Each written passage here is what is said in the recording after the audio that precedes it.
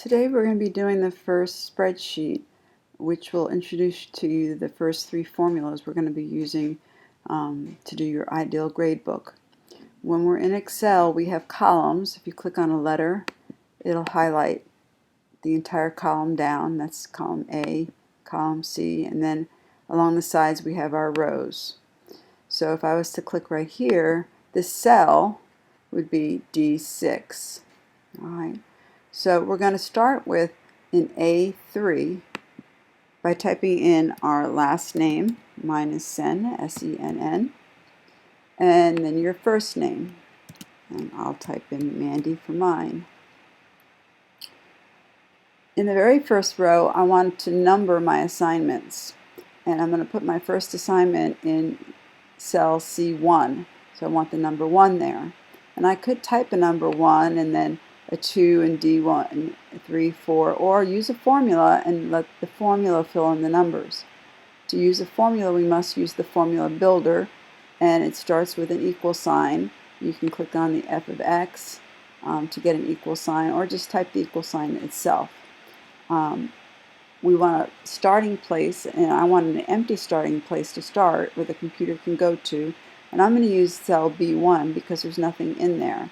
So I'm going to go ahead and type B1, and I want the number 1 in C, so nothing plus something has to equal 1, so nothing plus 1 is going to give me 1. I'm going to hit return, and I have a number 1 there.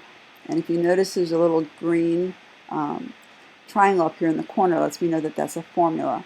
I'm going to click on C1 and get into the bottom corner until I get a black plus sign. And I'm going to click and I'm going to drag through our first 4 assignments. And it will number them 1, 2, 3, 4. And if I was to click on one of these, it will tell me what the formula is. This formula is whatever's in D1, which is a 2, plus 1, which is going to give me a 3. All right. In row 2, this row here, I'm going to type in what the worth of the assignment is. So my first assignment was the bio, response, and picture, which was worth 10. This one that we're working on today, the first spreadsheet, is worth 10. The second spreadsheet is worth 30, and your ideal gradebook is worth 50. All right. Now G, I'm going to go ahead and make very small so I can add more assignments. And if you go from in the middle where you see that down arrow to an edge, it becomes a crosshair bar, and I click and I drag and it makes the entire column width smaller. All right. Now in row 3 where my name is, I'm going to put what the grades are that I got on those assignments. Now we haven't completed them all, so I'm just going to make up some grades. So say I got 10 out of 10 on the bio. Maybe I got 9 out of 10 on this assignment. Maybe I got 28 out of 30 on the third, and on my ideal grade book, maybe I got a 48. All right. The next thing I want to work with is finding out what my total and my average is. So in H1, I'm going to type in the word total, and underneath it, I need a formula that's going to give me a total. So I'm going to start off with an equal sign because that is what all formulas start with.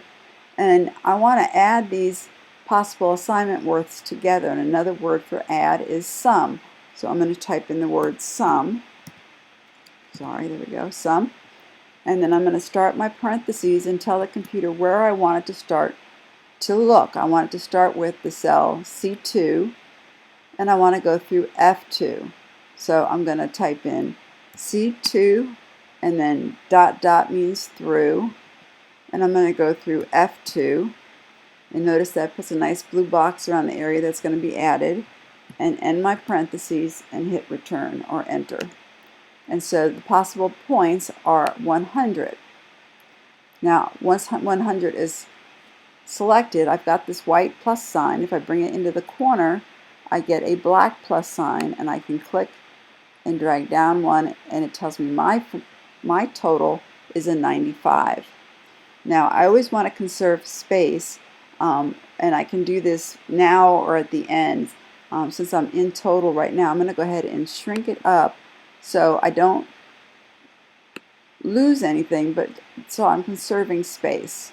Okay, and you can do more than one at a time. I can click C, hold my mouse key down, and go through F so they're all selected. And it doesn't matter which one I put my crosshair bar between. When I shrink one, all the ones that were selected were shrunk. And again, I can do the same thing with my last name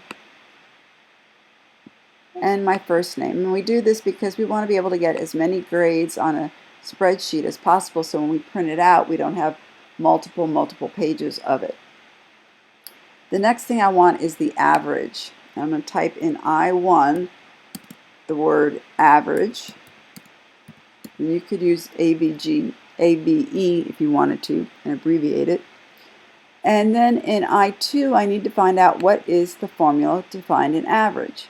Well, it's taking the total, and it's how many points you have, and dividing by how many it's worth. All right. In the row where the assignment worth is, you should always get an average of 100 because you're going to use this divided by what it's worth, which is 100. So I'm going to start with my equal sign.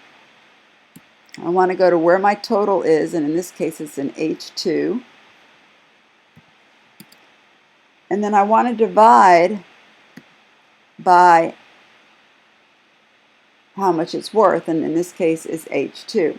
Now, watch what happens when I hit return. I should get 100. Oops, I forgot to do the times 100 to get it not to be a, I want it to be a percent, so I need times 100, and I get 100. Now when I click on this, when I drag down, I should find out what my average is. Well, I know something is wrong because I don't have 100 average. So I must have done something wrong with this formula. Well, in fact, there is a special symbol used in formulas that allows something not to be changed when it's filled down or across. So I'm going to come back in here to my I2 formula, and that symbol is a $sign. And I want to always be dividing by this number, because when I try mine, I want 95 divided by 100.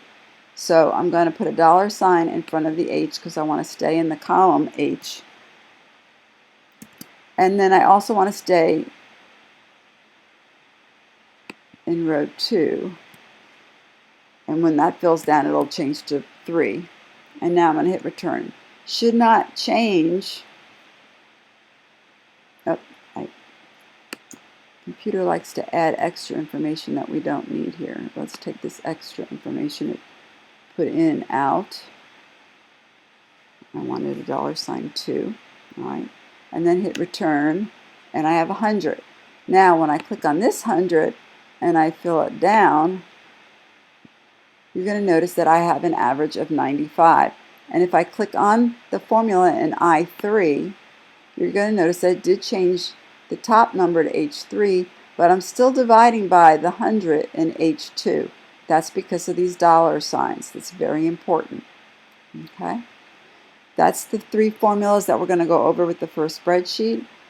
Numbering your assignments across, total, and average. The last thing I could do is shrink my column for average.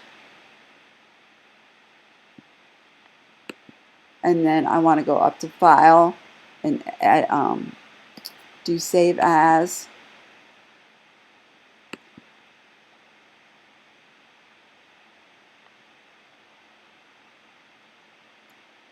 And it says Workbook 2, but I want to save it as my last name.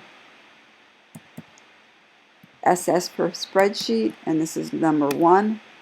And you can either save it to the desktop to start with and then put it into your drive, or directly into your drive. I'm going to put it on my desktop.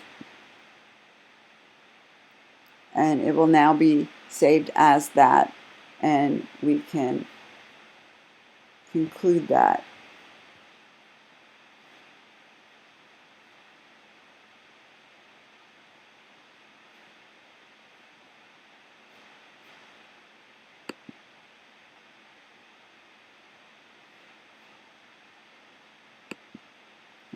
I not get that in 4 minutes?